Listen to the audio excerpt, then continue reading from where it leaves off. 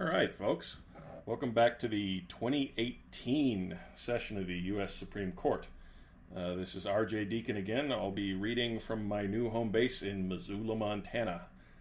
First opinion of the season is Mount Lemmon Fire District versus Guido. It was certiorari to the United States Court of Appeals for the Ninth Circuit. Argued October 1st, 2018. Decided November 6th, 2018. John Guido and Dennis Rankin filed suit alleging that the Mount Lemmon Fire District, a political subdivision in Arizona, terminated their employment as firefighters in violation of the Age Discrimination in Employment Act of 1967, ADEA.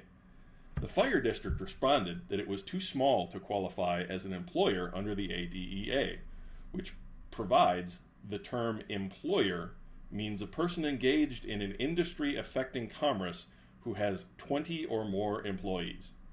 The term also means 1. Any agent of such person, and 2. A state or political subdivision of a state. 29 U.S.C. 630B. Initially, both Title VII of the Civil Rights Act of 1964 and the ADEA applied solely to private sector employers. In 1974, Congress amended the ADEA to cover state and local governments. A previous 1972 amendment to Title VII added states and their subdivisions to the definition of persons, specifying that those entities are engaged in an industry affecting commerce. The Title VII Amendment thus subjected states and their subdivisions to liability only if they employ a threshold number of workers, currently 15. By contrast, the 1974 ADEA Amendment added state and local governments directly to the definition of employer. The same 1974 enactment also amended the Fair Labor Standards Act, on which many aspects of the ADEA are based, to reach all government employers, regardless of their size. 29 U.S.C. 203D and X.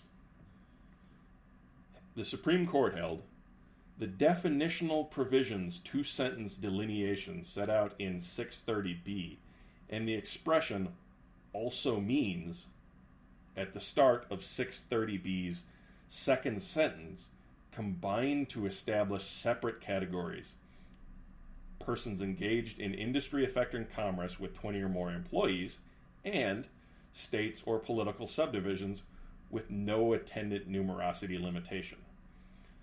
The words also means in 630B add new categories of employers to the ADEA's reach.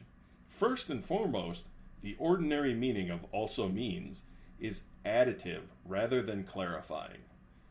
C859F 3D 1168 and 1171, quoting Webster's New Collegiate Dictionary 34.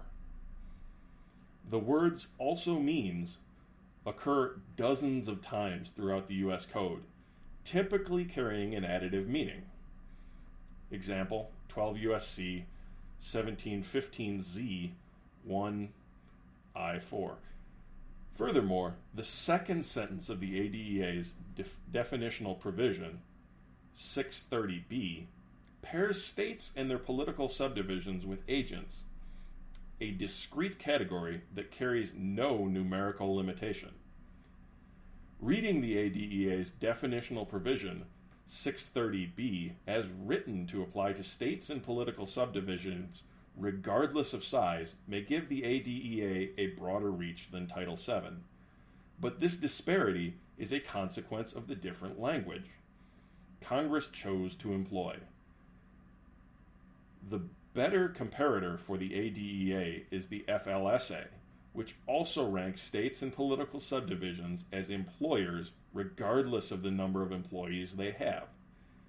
The Equal Employment Opportunity Commission has, for 30 years, interpreted the ADEA to cover political subdivisions regardless of size, and a majority of the states impose age discrimination proscriptions on political subdivisions with no numerical threshold. The lower court decision is affirmed. Justice Ginsburg delivered the opinion of the court, in which all other members joined except Justice Kavanaugh, who took no part in the consideration or decision of this case. Again, thank you for listening, and welcome back for the 2018 season of the Supreme